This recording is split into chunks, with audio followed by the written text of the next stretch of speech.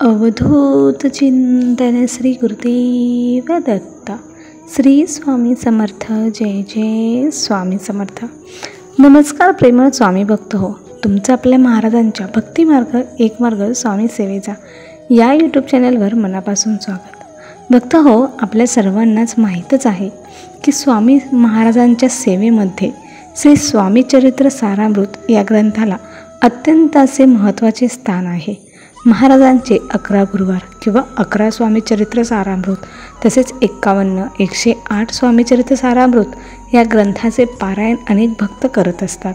आणि या ग्रंथाच्या पारायणाने आपल्याला नशिबात नसतं ते सुद्धा मिळत असतं. तर अशाच एका ताईंचा आज आपण अनुभव पाहणार आहोत. या ताईंनी 51 स्वामीचरित्र सारामृत केलं, त्यासोबतच 11 गुरुवार व्रतसुद्धा केले. तर या व्रताने ताईंचं नशीब कसं बदललं ते आज आपण पाहूयात. भक्तांनो, आपल्याला असं वाटतं की आपण इतकी सेवा करतो तरी पण स्वामी महाराज आपल्याला अनुभव देत नाहीत किंवा प्रचिती देत नाहीत किंवा आपल्या मनासारखं काहीच घडत नाही.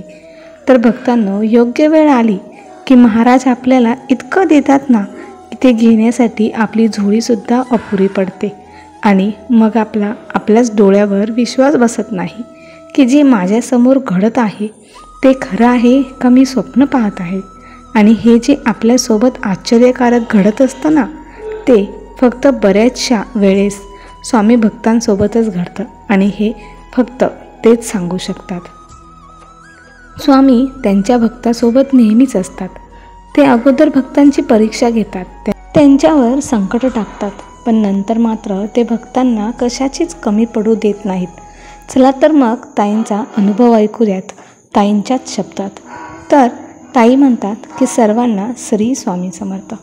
भक्त हो, मी जिथं राहत होते तो रूम 1 BHK होता. आम्हाला 2 मुलं आहेत. सुरुवातीला काही वाटत नव्हतं, पण मुलं मोठी झाली होती. आता त्यांना समजायला लागलं होतं. मुलांना घरातलं वेगळं वातावरण हवं होतं आणि आईवडिलांचा आनंद हा मुलांमध्येच असतो. मुलांना जे काही हवं असतं ते त्यांना मिळवून देण्यासाठी आईवडील सतत धडपड करत असतात. तर आम्ही पण अशीच धडपड करत होतो आणि आमच्या घराजवळच आम्हाला एक प्रशस्त अशी जागा मिळाली आणि आम्ही तिथे 3 BHK बांधकाम सुरू केलं. मी महाराजांना म्हणाले की महाराज, मी तुमचं 11 गुरुवारचं व्रत करेन, पण बांधकाम व्यवस्थित आणि लवकर होऊ द्या. असेच माझे 11 गुरुवार झाले आणि घराचं काम मात्र चालूच होतं आणि स्वामी सेवाही माझी चालूच होते. म्हणजे मी एवढी काही स्वामी सेवा करत नव्हते, फक्त जे आहे तीच नित्यसेवा मी करत होते. माझे मिस्टर स्वामींचे खूप मोठे भक्त आहेत. ते गेल्या 25 वर्षांपासून पूर्ण श्रद्धेने स्वामींची सेवा करत आहेत. जेवढी मी सेवा करत नाही तेवढे माझे मिस्टर स्वामी सेवा करतात. आता असं काही झालं की नेमका आत्ता आम्हाला हा विचार होता की बाबा, घराचं काम तर सुरू आहे, इंटेरियर वगैरे पण काम चालू राहिलं. आम्हाला उत्सुकता होती की जितकं लवकर होईल तितकं लवकर आम्ही नवीन घरात शिफ्ट हो. हेच आमच्या डोक्यात, म्हणजे माझ्या मनात हे विचार येत होते. पण नियतीच्या मनात मात्र काही वेगळंच होतं. पण नेमकं लॉकडाऊन लागलं. आता लॉकडाऊनमध्ये काय परिस्थिती असते हे सर्वांनाच ठाऊक आहे. आपण जागच्या जागी, फक्त जे असेल ते घरामध्येच. आपण बाहेरसुद्धा जाऊ शकत नव्हतो. आता लॉकडाऊन लागल्यानंतर काही दिवस असेच गेले, बांधकाम बंदच राहिलं. एक दिवस सकाळी मी झोपलेले होते. सकाळी 6च्या दरम्यान मला अचानक माझ्या कानाजवळ स्वामी चरित्र सारामृतातील अध्याय ऐकायला येऊ लागले. मी डोळे उघडले तर समोर कुणीच नव्हतं. मग माझ्यासोबत असं का घडलं, असं का होतंय आणि महाराजांच्या मनात नेमकं काय आहे, मला का असं ऐकू आलं. आणि ते अध्याय मला स्पष्टपणे ऐकायला आले होते, त्यामुळे मी ते नाकारू पण शकत नव्हते. मी दिवसभर विचार करतच होते. मग मला वाटले की महाराजांना माझ्याकडून स्वामीचरित्र सारामृताचे पारायण करून घ्यायचे आहे. मी जे 11 गुरुवार केले ह्याच्यामध्ये तर माझी काही चूक झाली नसेल ना, म्हणूनच मला महाराजांनी हा संकेत दिला असेल. त्यानंतर मी महाराजांजवळ जाऊन महाराजांना सांगितलं की महाराज, मी तुमचं पारायण नक्की करेन. आणि मी माझ्या मिस्टरांना तसं सांगितलं. मी करणाऱ्या पारायणाची त्यांना कल्पना दिली. तर माझे मिस्टर देखील म्हणाले की मी पण 51 स्वामीचरित्र सारामृताचे पारायण करेन. माझे मिस्टर स्वामींची सेवा खूप म्हणजे खूपच मनापासून करतात. आत्ता आम्हाला वाटू लागलं की आता सर्व काही चांगलं होणार आहे. पण कधीकधी आपल्याला वाटतं तेच घडेल असं होत नाही. अचानकच माझे सासरे आम्हाला सोडून देवाघरी गेले. त्यानंतर असंच एक एक विघ्न येतच होते. घराचं काम चालू होतं, पण अगदी संथ गतीने. आम्ही म्हटलं की कदाचित महाराजांना उशिरा आम्हाला आमच्या घरामध्ये घेऊन जायचं असेल. काहीच हरकत नाही. आम्ही हाच विचार केला. असेच 2-3 महिने अजून निघून गेले.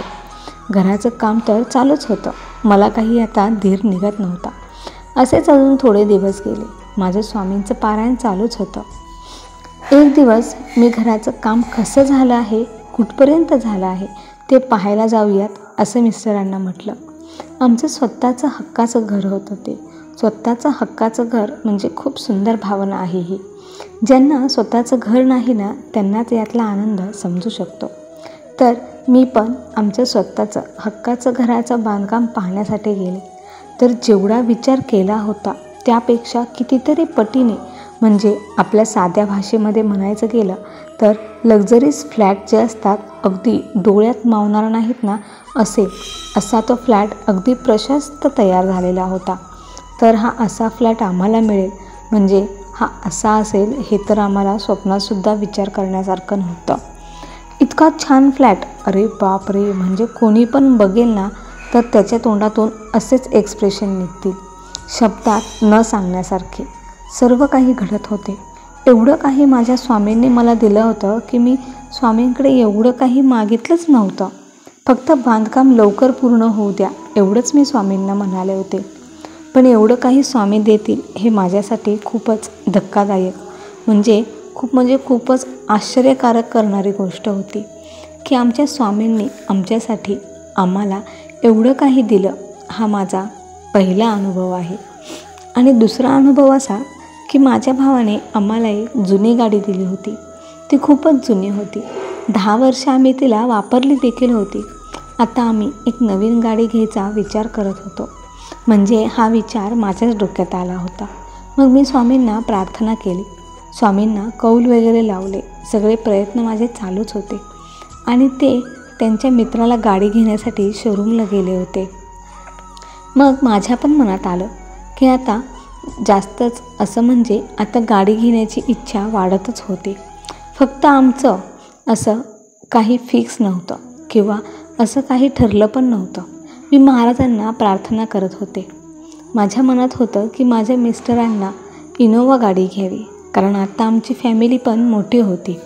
मी महाराजांना एकच सांगितलं होतं की माझ्या मनामध्ये एक वेगळीच गाडी घ्यायची इच्छा आहे, पण महाराज तुम्ही द्याल ती पण आमच्यासाठी छान आणि योग्यच असेल.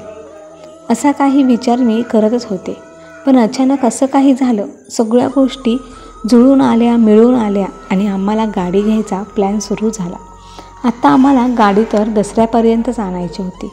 आम्ही शोरूममध्ये गेलो तर तिथे त्यांनी सांगितलं की सध्या तरी बुकिंग खूप आहे, तुम्हाला काही गाडी मिळणार नाही, म्हणजे नाहीच मिळू शकत. तुम्हाला जर गाडी हवीच असेल तर ती तुम्हाला लेटच मिळेल. मग आम्ही दुसऱ्या शोरूममध्ये गेलो तर ते म्हणाले की दसऱ्यापर्यंत तुम्हाला तुमची गाडी नक्की मिळेल, ती तुमच्या दारामध्ये असेल.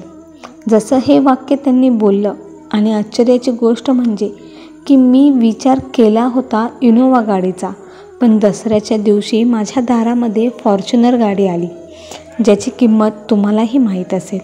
तरी पण मी सांगते की ही गाडी 50 लाखांच्या आसपास असते. तर भक्तांनो, आपले महाराज आपल्याला देताना खरंच एवढं देतात ना की आपली झोळी अपुरी पडते. आपण मागतो छोटंसं, पण महाराज आपल्याला एवढं देतात की ते आपल्या घरातसुद्धा मावत नाही. तर स्वामी महाराजांनी आम्हाला अशी प्रचिती दिलेली आहे. फक्त एवढंच आहे की मी महाराजांपुढे कोणताच हट्ट केला नाही. फक्त मनोभावे जेवढी होईल तेवढी सेवा केली.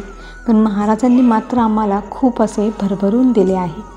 सुरुवातीला 11 गुरुवार केले, पण माझी इच्छा पूर्ण झाली नाही म्हणून मी महाराजांची सेवा बंद देखील केली नाही. जे काही महाराज देतात त्यातच मी समाधानी होते आणि म्हणूनच महाराजांनी आज आम्हाला भरपूर असे खूप काही दिलेले आहे. आणि महाराजांच्या आशीर्वादाने आता सर्व काही छान चालले आहे. आम्ही सर्व सुखात आहोत. म्हणूनच महाराज हे त्यांच्या भक्तांची सुरुवातीला फक्त परीक्षा घेतात, पण नंतर मात्र ते त्यांच्या भक्तांची साथ कधीच सोडत नाहीत. श्री स्वामी समर्थ. जय जय स्वामी समर्थ. तर भक्तांनो, तुम्हाला आमचा हा अनुभव कसा वाटला हे आम्हाला कमेंट करून नक्की सांगा. श्री स्वामी समर्थ. तर भक्त हो, आजचा या ताईंचा अनुभव अतिशय सुंदर होता. तर तुम्हाला हा अनुभव आवडला असेल तर एक लाईक नक्की करा आणि आपल्या भक्तिमार्ग एक मार्ग स्वामी सेवेचा ह्या यूट्यूब चॅनलवर नवीन असल्यास आत्ताच सबस्क्राईब करून स्वामी भक्तांना जॉईन व्हा. स्वामी भक्तांना स्वामी भक्त जोडूया आणि प्रत्येक कुटुंब स्वामीमय करूया. श्री स्वामी समर्थ. जय जय स्वामी समर्थ. संपूर्ण व्हिडिओ पाहिल्याबद्दल धन्यवाद.